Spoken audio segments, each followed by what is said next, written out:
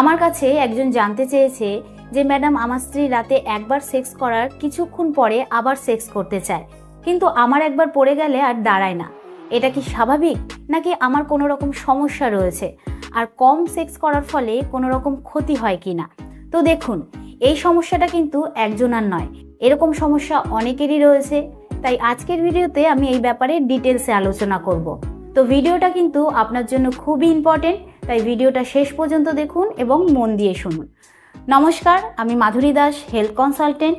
তো চলুন শুরু করা যাক।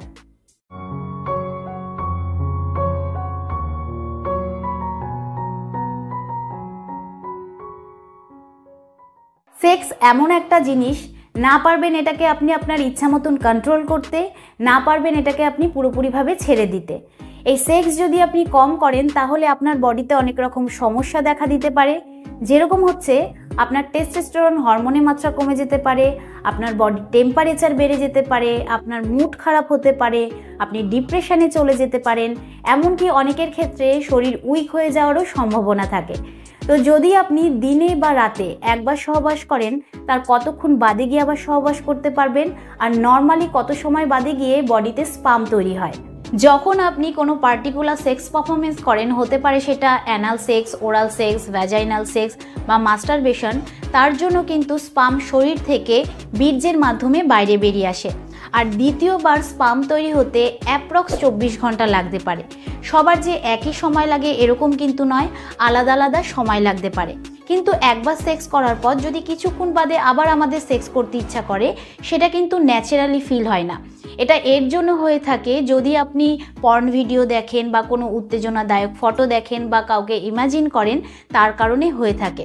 আর এরকম অবস্থাতে আমাদের ব্রেনে একটা সিগন্যাল পৌঁছায়, যার কারণে আমাদের অ্যারাউজাল ফিল হয়।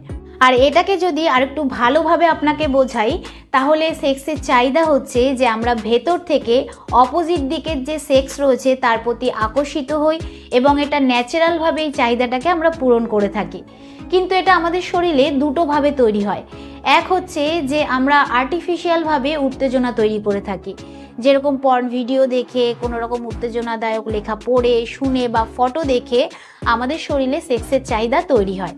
দ্বিতীয় হচ্ছে কোনো আর্টিফিশিয়াল জিনিস ছাড়া ন্যাচারালভাবে মানে প্রাকৃতিকভাবে সেক্সের চাহিদা বাড়া বা উত্তেজনা বাড়া। আপনাকে একটা উদাহরণ দিচ্ছি, যেরকম ধরুন আপনি এক গ্লাস জল খেয়েছেন এবং সেই জলটা ধীরে ধীরে আপনার মূত্রথলিতে জমা হচ্ছে। যখন আপনার মূত্রথলি পুরো ভরে যাবে, তখন গিয়ে কিন্তু আপনার ব্রেনে একটা সিগন্যাল পৌঁছাবে যে এবার এটা আপনার শরীরের বাইরে বের করতে হবে। তারপর গিয়ে কিন্তু আপনার প্রস্রাব পাবে। একবার প্রস্রাব হয়ে যাওয়ার পর দ্বিতীয়বার আবার মূত্রথলি ভরার জন্য একটা নির্দিষ্ট সময় লাগে, যদি না আপনার কোনো সমস্যা থাকে। ঠিক সেরকমই একবার সেক্স হয়ে যাওয়ার পর, একবার ডিসচার্জ হয়ে যাওয়ার পর কিন্তু দ্বিতীয়বার স্পাম প্রোডাকশনের জন্য একটা সময় লাগে। সেই সময়টা সবার আলাদা আলাদা হয়ে থাকে। স্টাডি এটা বলে যে ল্যাটেন্সি পিরিয়ড, মানে একবার সেক্সের উত্তেজনা হয়ে যাওয়ার পর দ্বিতীয়বার আবার সেক্সের উত্তেজনা হওয়ার মধ্যে মাঝখানে যে গ্যাপিংটা রয়েছে, মাঝখানে যে সময়টা রয়েছে, সেটা কারোর 4 ঘন্টা হয়ে থাকে, কারোর 6 ঘন্টা হয়ে থাকে, কারোর আবার 10 ঘন্টাও হয়ে থাকে। তো এবার যদি আপনি আমাকে জিজ্ঞাসা করেন যে অনেক ছেলেরা তো দিনে 3 থেকে 4 বার সেক্স করতে পারে, তারা কিভাবে করে? দেখুন, যাদের অল্প বয়স, যাদের সবেমাত্র অ্যারাউজাল আসতে শুরু করেছে, যারা নতুন বিয়ে করেছে বা যারা নতুন রিলেশনশিপে রয়েছে, তাদের এক্সাইটমেন্টটা এতটাই বেশি থাকে, তাদের উত্তেজনাটা এতটাই বেশি থাকে যে ব্রেন সেই হিসাবে স্পাম প্রোডাকশন করে। আর মেয়েদেরও কিন্তু একটা পার্টিকুলার সেক্সুয়াল সাইকেলের জন্য অনেকবার অর্গাজম রিলিজ করতে পারে, যার জন্য তারা অনেকবার সেক্স করতে পারে। কিন্তু সবসময় এটা জানবেন যে যদি কোনো ছেলে একবার সেক্স করার পর দ্বিতীয়বার সেক্স করতে না পারে, তার যদি ইরেকশন তাড়াতাড়ি না হয়, তাহলে তার মানে এই নয় যে তার কোনো সেক্সুয়াল প্রবলেম রয়েছে। কারণ সবার ক্যাপাসিটি আলাদা আলাদা থাকে, তাই এটা কিন্তু একদমই নর্মাল ব্যাপার। আর যদি আপনি দেখেন যে একবার দুবার সেক্স করার পর আপনার ইরেকশন হচ্ছে না, মানে আপনার আর লিঙ্গ দাঁড়াচ্ছে না, তাহলে এই নিয়ে ভয় পাওয়ার কোনো কারণ নেই। এটা কিন্তু কোনো সমস্যা না। আর এরকমও নয় যে অনেকবার সেক্স করতে পারাটা বেটার। সায়েন্সে কোথাও এরকম বলা নেই যে আপনি কতবার সেক্স করতে পারবেন, কতবার সেক্স করতে পারবেন না।